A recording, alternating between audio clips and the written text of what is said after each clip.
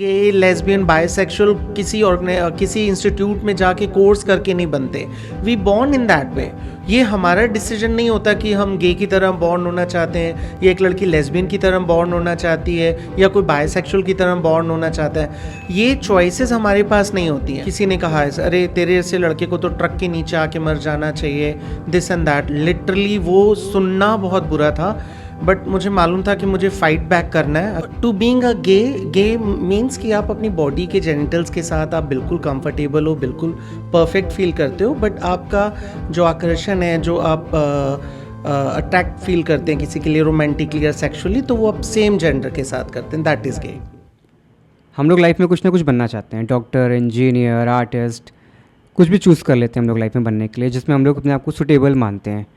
But कभी कभी हम लोग लाइफ में खुद को समझना होता है कि हम लोग क्या चाहते हैं, हम लोग क्या हैं, खुद को एक्सेप्ट करना भी होता है.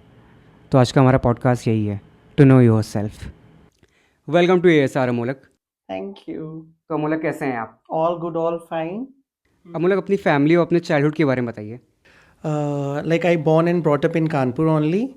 तो जैसे अब कानपुर के बारे में कहते हैं कि यहाँ लोग बहुत खुशहाल रहते हैं, so in that same manner I my family like I born in a family. मेरे फादर डिफेंस में थे, एयरफोर्स में, and he was officer as a JW, junior warrant officer. He was serving Indian air force. और I was the youngest child in my family. और मुझसे बड़े भाई बहन थे सारे, तो शायद टू बीइंग सबसे यंगेस्ट चाइल्ड मुझे बहुत प्यार मिला, सबका बहुत दुलार मिला, बहुत अटेंशन मिली. So I am being so lucky for that. Wow, so nice. Amolak, कब से आपको फील हुआ you are into wrong body? आप एक मेल हो लेकिन फीमेल की तरह आप ड्रेसअप करते हो. When you realise you are a gay? See, to being in a wrong body and to be a gay are two different things, आकाश. मैं आपको भी क्लियर कर दूं, और जो हमारा पॉडकास्ट देख रहे हैं उनको भी क्लियर कर दूं. रॉन्ग बॉडी में जब कोई होता है वो ट्रांस पर्सन्स होते हैं, उनको डिस्फोरिया होता है. डिस्फोरिया में मतलब कि वो अपनी बॉडी के साथ, जेनिटल्स के साथ अपने, they never be comfortable with that, right. तो वो अभी तो हमारा साइंस बहुत आगे चला गया. अभी लोग सेक्सुअल रीअसाइनमेंट सर्जरी करवाते हैं. वो जैसा अपने बारे में फील करते हैं अपनी बॉडी के साथ, वो वैसा कर लेते हैं डॉक्टर की साइंस के हेल्प से. To being a gay means कि आप अपनी बॉडी के जेनिटल्स के साथ आप बिल्कुल कंफर्टेबल हो, बिल्कुल परफेक्ट फील करते हो, बट आपका जो आकर्षण है, जो आप अट्रैक्ट फील करते हैं किसी के लिए रोमांटिकली या सेक्सुअली, तो वो आप सेम जेंडर के साथ करते हैं. That is gay. इनिशियली जब आपकी फैमिली और आपकी सिबलिंग को पता चला कि आपको फीमेल की तरह ड्रेसअप होना अच्छा लगता है, तो उनका क्या रिएक्शन था? बहुत कूल रिएक्शन नहीं था, बिकॉज अभी हम जैसे इन्वायरमेंट में रहते हैं, राइट. मुझसे पहले की जनरेशन के मेरे ब्रदर एंड सिस्टर्स हैं, मेरे मदर हैं, राइट. तो उनके लिए सब कुछ नॉर्मल नहीं था. इवन अभी भी लोगों को लगता है if a boy is a boy then why he is dressing up like a females, है ना. वो मेकअप क्यों कर रहा है, एक्सेसरीज, हैंड बैग्स, और वो why he shouldn't be not like a typical male. तो ये उनका कूल रिएक्शन तो नहीं था. कितना टफ था उनको कन्विंस करना कि वो ओके हुए कि आज भी परेशान है? No, my family loves me so much, and somehow bottom line अभी भी उनको ऐसा लगता है कि नहीं, to being born in a Sikh family I should wear a turban, और मुझे बहुत टिपिकल एक मैन की तरह दिखना चाहिए, राइट. जैसा हम सब सोसाइटी में जनरली ऐसा ही सोचते हैं, man should be look like a man and women should look like a women. तो बस ठीक है, but still bottom line is this, that they love me so much, they support me in every which way, so I am lucky enough. जब ये चीज़ें घर से बाहर निकली, मोहल्ले में आई, तो अगल बगल के लोगों का रिएक्शन क्या था आपके प्रति? That was not a very good time to me, because when I was growing up, right, तो बॉडी लैंग्वेज थोड़ी सी फेमिनाइन होना, या मेरा वॉकिंग स्टाइल, या मेरा बात करने का तरीका, या मेरा वॉइस, तो वो मेरे लिए भी नया था. मुझे लग रहा था कि why am not like other boys, और दूसरों के लिए भी अलग था, बट वो साथ में मुझे कुछ ना कुछ टॉन्ट करना या कुछ ऐसी बातें कह देना जो मेरे लिए बहुत मुझे हर्ट करती थी. तो that was not a easy thing. आपसे बात करते समय मुझे पता चला था कि किसी छात्र नेता ने आपको थप्पड़ मारा था और आपको बेइज्जत भी किया था. That was such a horrifying experience. अभी भी मुझे लगता है कि मैं उस एक्सपीरियंस को पूरी तरह भूल जाऊं, बट लिटरली जहन में कुछ यादें हैं जो हमेशा रह जाती हैं, राइट. एक्चुअल मैंने स्कूल अपना कंप्लीट किया था KV1 से, फिर मुझे कॉलेज के लिए जाना था, तो मुझे ग्रेजुएशन फर्स्ट ईयर था मेरा कॉलेज से, DAV कॉलेज से। DAV कॉलेज मैंने इसलिए लिया बिकॉज मुझे जॉब भी करना था, वहाँ अटेंडेंस का कुछ इशू नहीं होता। तो मुझे अपना फ़ीस सबमिट करना था and that was a very long Q, बहुत लंबा लाइन लगा हुआ था। तो ऑल ऑफ सडन एक लड़का आता है, वो खुद को इंट्रोड्यूस करता है कि मैं यहाँ का छात्र नेता हूँ एंड अमोलक, अगर आप लाल बंगले में रहते हो तो मैं भी नियर बाई एरिया में रहता हूँ, चलो मैं तुम्हें हेल्प कर देता हूँ, इतनी लंबी लाइन है, आपको टाइम लगेगा, मुझे तो यहाँ पे रहना ही है, और ड्यू टू कि मैं एक छात्र नेता हूँ तो मुझे लाइन में नहीं लगना पड़ेगा, आपका फ़ीस सबमिट मैं कर देता हूँ। तो आई सेड ओके, और उसने मुझे एक्चुअल कन्विंस किया, मुझे लगा था कि मैं अपना काम खुद कर लूँ। फिर जब आई गेट कन्विंस्ड और मुझे लगा वो how nice his person is कि वो देखो मुझे हेल्प कर रहा है। फिर मैंने शाम को उनको कॉल किया तो उसने कहा कि ठीक है अमोलक, आपकी सबमिट हो गई है फ़ीस, आप आके वो एक रिसिप्ट मिलती है तो वो आके आप मुझसे कलेक्ट कर लो। Then I went to his place, तो आई सेड कि वो, और ना वो कुछ अबेंडेड सा हाउस था, मुझे लग रहा है कि वो उस घर की कीज़ समहाउ उसे मिल गई थी, बट वहाँ पे अभी कोई रह नहीं रहा था। तब भी मेरे दिमाग में कुछ ऐसा स्ट्राइक नहीं किया, मुझे लगा नहीं वो सो जेन्युइन एंड जेंटल, वो मुझे रिसिप्ट दे देगा। बट जब मैं घर के अंदर गया तो he started behaving so like differently.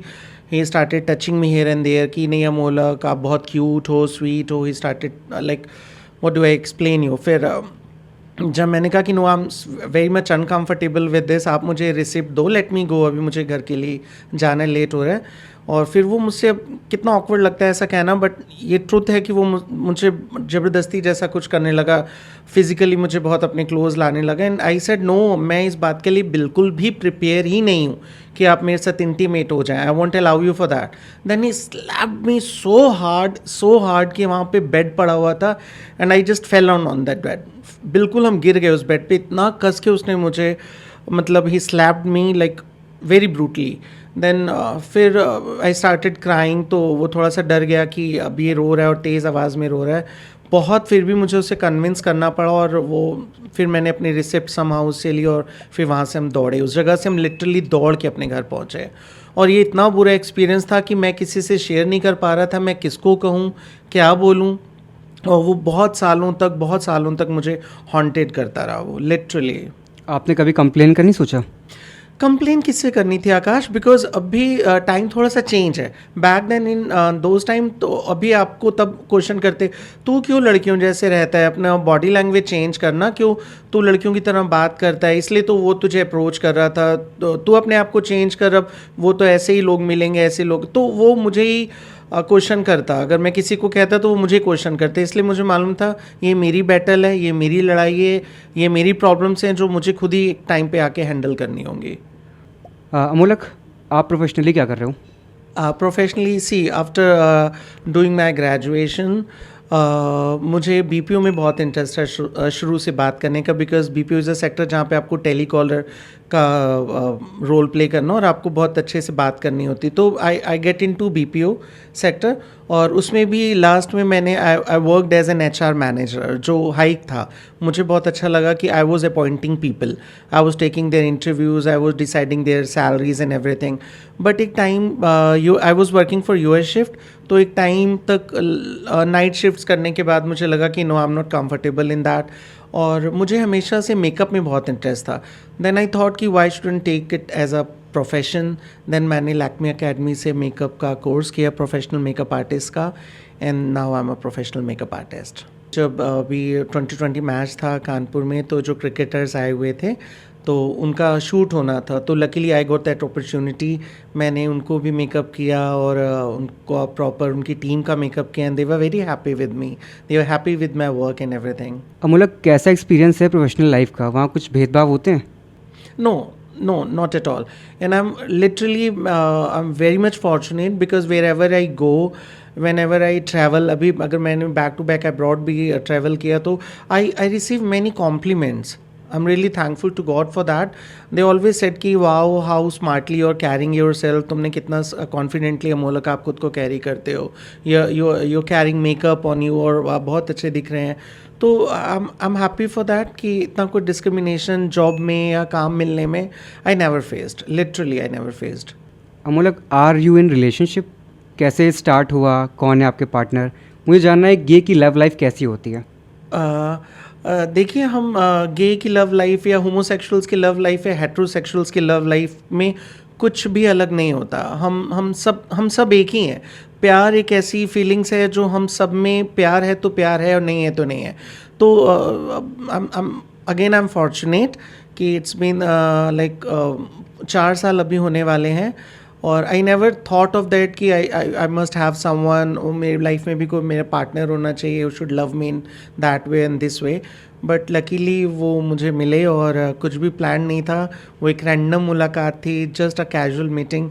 फिर ऑन एंड ऑफ हमारी बात होने लगी, फ़ोन पे, मैसेजेस पे, चैट होने लगी, and finally I am in love, he is in love with me, और अभी हमें 4 साल होने वाले हैं। हम लोग गेस मैरिज बहुत ट्रेंड में चल रहे हैं इसमें, मेट्रो सिटीज़ में। आप लोग साथ में रहने का प्लान कर रहे हो शादी के बाद?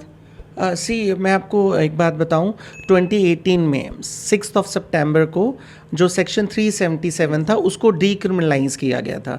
इट मीन्स कि 2018 से पहले गे होना या बायसेक्सुअल होना एक अपराध था। तो हमें 2014 के बाद ये तो मिल गया कि अब हम अपराधी नहीं हैं, we can love to whom we can love, right. But अभी भी जो, अगर हम सेम सेक्स मैरिजेस की बात करें या चाइल्ड एडॉप्टेशन की बात करें, तो उसके लिए अभी कानूनन जो लड़ाई है वो हमारी चल रही है। That battle is continue, right. But कानून की परवाह ना करते हुए, या कुछ ऐसी फैमिलीज़ हैं जो अपने गे बच्चों को या लेस्बियन लड़कियों को बहुत सपोर्ट कर रही हैं, तो ऐसी मैरिजेस अब होने लगी हैं, इंडिया में भी होने लगी हैं।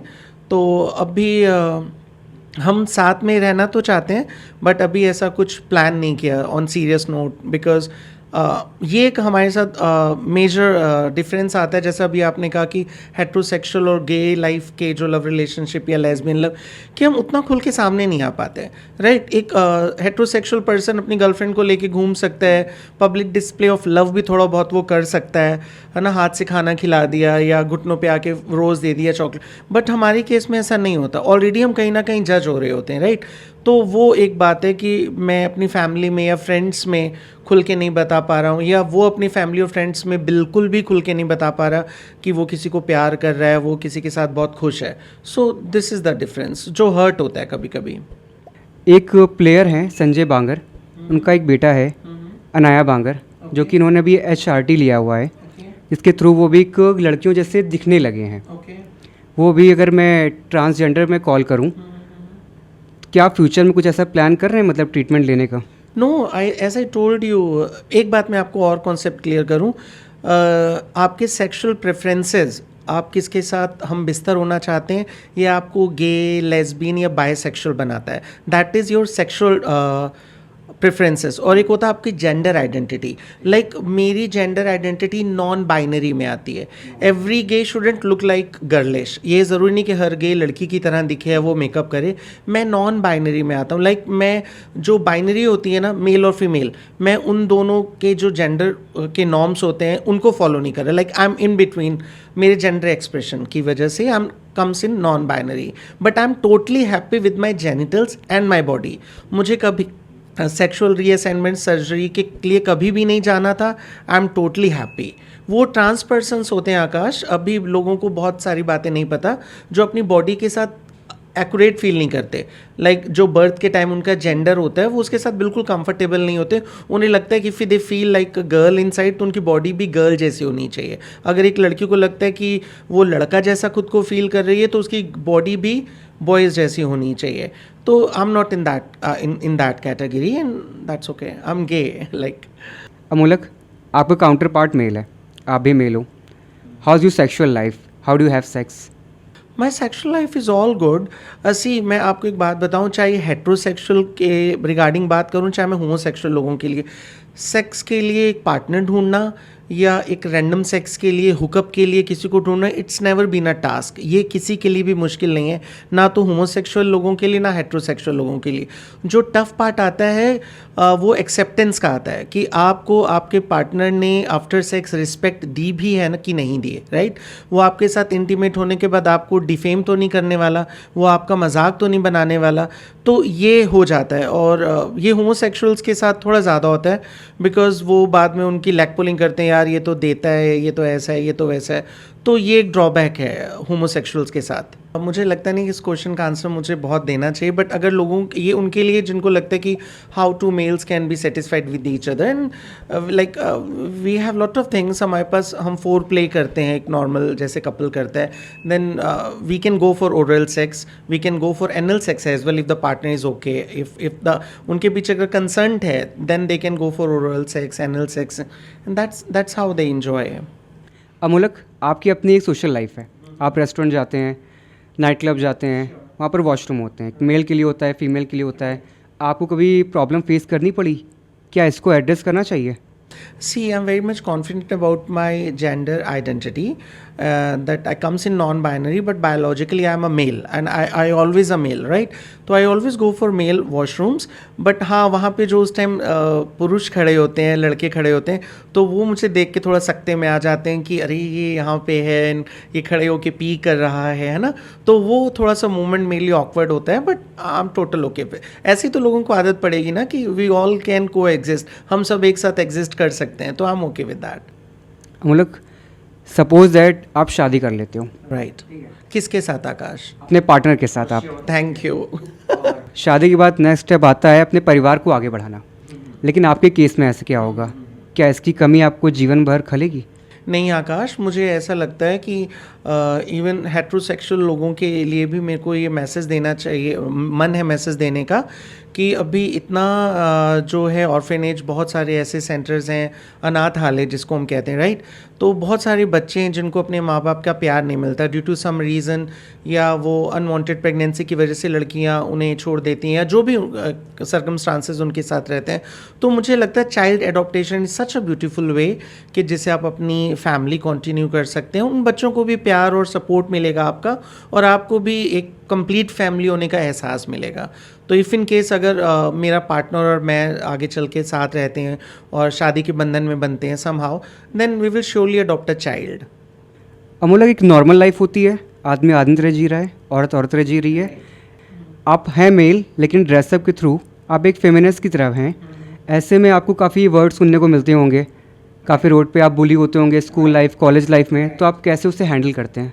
आकाश, ऐसे में आपको ये भी समझना चाहिए, लाइक अगर अभी ऐसे मैं रोड पे जाऊँ, या मैं रेस्टोरेंट्स में जाऊँ, या मैं मॉल्स में जाऊँ शॉपिंग के लिए, या मैं ट्रैवल करूँ, तो you know people turn their head to me, वो सर घुमा के मुझे देख रहे होते हैं। तो every time I can not play the victim कि वो मुझे देख रहा है, वो मुझे देख, मैंने उनको रीजंस दिए हैं Akash, being a male person, being carrying a beard, fully beard and carrying a makeup, carrying hand bag and accessories, तो ठीक है, मैंने उनको रीजंस दिए हैं कि वो मुझे देखेंगे। Every time I can not go offended कि वो मुझे देख क्यों रहा है, बट बुरा तब वहाँ पे लगता है जब आपके बारे में लोग फुसफुसाने लगते हैं या हंसने लगते हैं। लिटरली समटाइम ऐसा होता है कि वो ऐसे देख के हंसेंगे कि उन्होंने कुछ ऐसा अटपटा सा देख लिया, then that hurts me, then really hurts मी।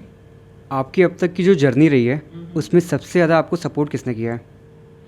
देखिए, जब आप डिफरेंट पैदा होते हैं ना आकाश, तो सबसे ज़रूरी होता है कि आप खुद को सपोर्ट करें। द मोमेंट जब आपने खुद को एक्सेप्ट कर लिया ना, वो आप खुद को सबसे बेहतर सपोर्ट कर सकते हैं। और उसके बाद एक स्ट्रॉन्ग सपोर्ट होता है आपकी फैमिली का, आपके पेरेंट्स का। So I am requesting to all the people out there जिनको लगता है कि उनका बच्चा थोड़ा सा डिफरेंट है, या different in any which way, right, तो वो दूसरों को देख के अपने बच्चे को जज ना करें। आप अपने बच्चे को धरती पे लेके आए हैं, आपकी वजह से वो इस प्लैनेट पे है, तो आपकी रिस्पॉन्सिबिलिटी कि आप अपने बच्चे को प्यार दें, उसको सपोर्ट करें, उसको समझें। कभी सुसाइडल टेंडेंसी हुई आपके साथ कि आपको लगा हो मैं हार गया हूँ, फिर लगा अब जैसा हूँ अब वैसे ही लाइफ जीता हूँ मैं? Let me tell you, suicidal मैंने कभी फील नहीं किया। By the grace of God I always a strong soul. Of course जो स्ट्रॉन्ग सोल्स होते हैं वो भी हर्ट होते हैं, बट सुसाइडल के लिए मैंने कभी नहीं सोचा। बट मुझे एक दो बार ऐसा एक्सपीरियंस हुआ कि मुझे किसी ने कहा है, अरे तेरे जैसे लड़के को तो ट्रक के नीचे आके मर जाना चाहिए, दिस एंड दैट। लिटरली वो सुनना बहुत बुरा था, बट मुझे मालूम था कि मुझे फाइट बैक करना है। अगर ये मुझे कह रहा है कि मुझे मर जाना चाहिए, तो मुझे स्ट्रांगली लाइफ को एंजॉय करते हुए ये मुझे अब देखेगा कि how strongly I am facing the world and I am living my life at fullest. आपके ऊपर एक मूवी बनी है, रब दे सब दे बंदे, उसका एक्सपीरियंस कैसा रहा? ये 2020 में बनी थी और 21 में ये 2021 को ये रिलीज़ हुई थी। रब दे सब बंदे, डायरेक्टर थे Gurpreet Singh, he comes from Delhi, और उनके कैमरामैन आए थे, शूट हुआ था। और ये फिर डॉक्यूमेंट्री थी, और ये फिर बहुत सारे जो वो होते हैं ना मूवीज़ जहाँ पे ये दिखाई जाती डॉक्यूमेंट्रीज़, तो वहाँ पे भी दिखाई, हाँ मूवी फेस्टिवल एग्जैक्टली, तो वहाँ पे भी बहुत अप्रिसिएशन मिला। मेन उसका कॉन्सेप्ट था, वो सुखदीप सिंह वो सरदारी हैं, उनका ये था कि to being born into a Sikh family, और फिर आप एक नॉन बाइनरी जेंडर आइडेंटिटी के साथ फेस करते हैं लोगों को, आप सेक्सुअल प्रेफरेंसेस आपके गे हैं, तो आप कैसे ये आपने रिलीजन और इस चीज़ को कैसे बैलेंस किया, तो that movie is all about that. Amolak, you are from Sikh community, आपकी कम्युनिटी ने आपको ऑब्जर्व कैसे किया? When I was growing up, like जब मैं 14 ईयर 15 ईयर्स का था, तो मेरे घर में एक बात शुरू से थी कि हम लोग बहुत स्पिरिचुअल थे। मेरे फादर, मेरे मदर, मेरे बड़े भाई बहन, सबका घर में हमेशा ये माहौल था, गुरुद्वारे जाना है, पाठ करना है, सेवा करनी है, तो उससे अछूता तो मैं भी नहीं रह सकता था, मुझे भी गुरुद्वारे जाना ही था। और फिर धीरे धीरे मुझे ये अच्छा लगने लगा, टू बीइंग इन गुरुद्वारा, कीर्तन सुनना, समागम अटेंड्स करना। बट फिर धीरे धीरे स्लोली एंड ग्रेजुअली मुझे लगा कि Sikhism is not only about to being macho, it's all about एक लाइफ स्टाइल है सिखिज़म की, आप कैसे भगवान के करीब कैसे आपको जाना है, कैसे आपको एक गुड ह्यूमन बीइंग बन के पूरी लाइफ स्पेंड करनी है।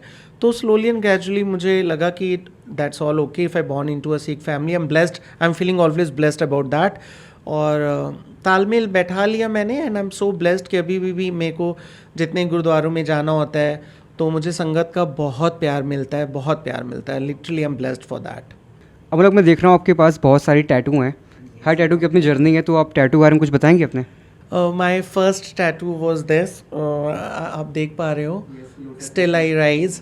स्टिल आई राइज का मतलब ये था कि आप जितने भी अच्छे बुरे सर्कमस्टांसेस आपने फेस किए, आप फिर भी राइज कर पाए, लाइक आपका डाउनफॉल नहीं हुआ, स्टिल आई राइज। तो ये उस बात का के लिए था। Then Mandana tattoos, I love to carry art, yes it comes under Mandana tattoos, I love to carry art on myself, like I am carrying makeup, तो ये है। देन ये मुझे परमानेंट एक्सेसरीज टाइप का लगा, ये वाला tattoo. Then I have a rose here, then I have a teddy face. ये जो टेडी फेस है ये मैंने अपने हाँ बॉयफ्रेंड को डेडिकेट किया, बिकॉज वो बहुत ऐसे क्यूट लगते हैं टेडी बियर की तरह, तो ये उनके लिए था। What about in hand? ये रिहाना टैटू है, रिहाना का ये ट्राइबल टैटू है। रिहाना जो साउथ अफ्रीका के सिंगर हैं, उनसे एज इट इज़ मैंने बनवाया। This one? हाँ, ये थोड़ा सा भी ख़राब हो गया है, इसे दोबारा से रीफिल कराना है। I love tattoos, you know, अभी मुझे लगता है और टैटूज़ होंगे। आपको ट्रैवलिंग करना अच्छा लगता है? I love to travel, I love to travel. India में भी मैंने बहुत ट्रैवल किया, अभी बैक टू बैक ऐसा हुआ कि मुझे थाईलैंड बहुत जाने का मौका मिला, and I love that country. People are so less judgemental, वहाँ पे जजमेंटल लोग नहीं हैं, और अच्छी नाइट लाइफ है, नेचर है वहाँ पे बहुत, और मुझे बहुत कॉम्प्लीमेंट्स मिलते हैं। Nice, you have a strong personality ना, you have. Sure, thank you. हम लोग बहुत से किड्स ऐसे हैं जिनकी हाई स्कूल तक आते आते उनकी पर्सनैलिटी चेंज होती है। आपने भी काफ़ी एक्सपीरियंस करे होंगे, कि आपको कभी चांस मिला थेरेपी लेने का ऐसे बच्चों का? मैंने हेल्प किया है 2 लोगों को। एक्चुअली हम सब बच्चे एक जैसे ही होते हैं, 9 साल तक, 10 साल तक। जब हमारी प्यूबर्टी हिट होती है ना, then only we got to know. जैसे 9th क्लास में मुझे पता चला दैट मेरा सेक्सुअल ओरिएंटेशन सेम सेक्स के लिए, sorry, a boy came in our class 9th class में, तब मुझे पता चला कि अरे मैं एक बॉय हूँ, बट मैं एक बॉय के लिए अट्रैक्शन फील कर रहा हूँ।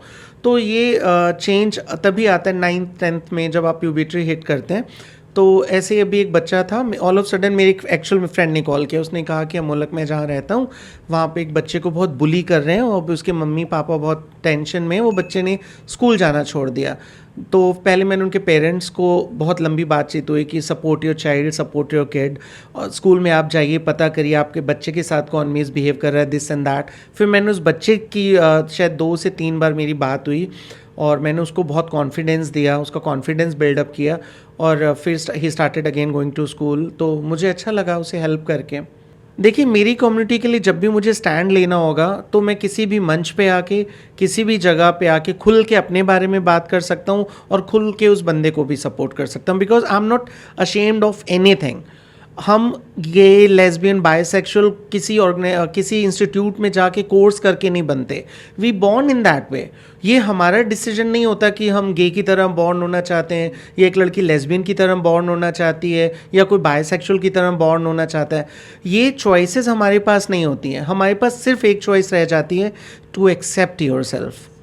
और मुझे लगता है सोसाइटी को थोड़ा सेंसिटिव होने की ज़रूरत है. हम सब एक साथ रह सकते हैं. Diversity is beautiful in every which way. अगर अलग अलग तरह के फूल सबको पसंद है, अलग अलग तरह का खाना सबको पसंद है, अलग अलग देश हम क्यों ट्रैवल करते हैं, ताकि हम डाइवर्सिटी मिल सके. तो ऐसे ही अलग अलग तरह के लोग भी हो सकते हैं. मैं ऐसा क्यों चाहूँ कि मैं जैसा हूँ सामने वाला वैसा ही हो. अगर मैंने मेकअप अप्लाई किया तो मैंने ज़बरदस्ती किसी को भी तो मेकअप अप्लाई नहीं किया ना, कि आप भी हैंड बैग कैरी करो, आप भी लिपस्टिक लगाओ. तो ऐसे सामने वाले को भी कोई राइट नहीं है मुझे पुश करने का कि how should I get dressed up, how should I live my life. We just need to be sensitive. हमें थोड़ा संवेदनशील होने की ज़रूरत है. And life is beautiful. Amolak, how do you celebrate your love? See love is something जिसको आपको हर दिन सेलिब्रेट करना चाहिए. और अगर आपको प्यार मिलता है लाइफ में तो you must be thankful to God, because this is something जो बहुत मुश्किल है, बहुत रेयर है. ना आप इसको बाय कर सकते हो, ना ही इसको ज़िद्द से हासिल कर सकते हैं ना. Then how your question, how I celebrate my love. देखिए, प्यार का हर दिन खास होता है. बट अभी जैसे वैलेंटाइन डे है या करवा चौथ आप प्रेयसी रखती हैं अपनी प्रियतम के लिए, राइट. तो ये सारे फेस्टिवल्स मैं भी सेलिब्रेट करता हूँ. आई डू फास्ट ऑन करवा चौथ, और मेहंदी लगाना, उनका नाम लिखना. I do fast from morning to till evening. फिर उनके हाथ से वो आते हैं, मेरा व्रत तोड़ते हैं. तो these are some kind of celebration कि आप लव को सेलिब्रेट करें. वैलेंटाइन डे के दिन हम एक दूसरे को कुछ गिफ्ट करते हैं, और बाकी तो सारा दिन, हर दिन जब भी हम मिलते हैं, प्यार को सेलिब्रेट करते हैं. काफ़ी गहराई है आपके प्यार में. बहुत. Thanks to God and thanks to that person who loves me so much. इस पॉडकास्ट से बहुत से लोग की मेंटालिटी चेंज हो गई आज, मुझे ऐसा लगता है. तो कैसा लगा आज को हमारा ये पॉडकास्ट आज का ये? Thank you Akash. It's always been so nice to being with you. हम बहुत टाइम से एक दूसरे को जानते हैं, और जब भी आपसे मिलते हैं बहुत पॉजिटिव वाइब्रेशन मिलती है. And thanks to your team as well. सब अपना काम कैमरे के पीछे कर रहे हैं. They all are very good human beings, and always nice to being with you. Thank you Akash. Any time. तो कैसा लगा आप लोग को आज का हमारा पॉडकास्ट? आई होप आप लोग को न्यू एक्सपीरियंसेस ज़रूर ही मिले होंगे. तो मुझे आप लोग की राय जाननी है. लाइक, कमेंट, शेयर करना ना भूलें. तब तक मिलते हैं न्यू पॉडकास्ट पे.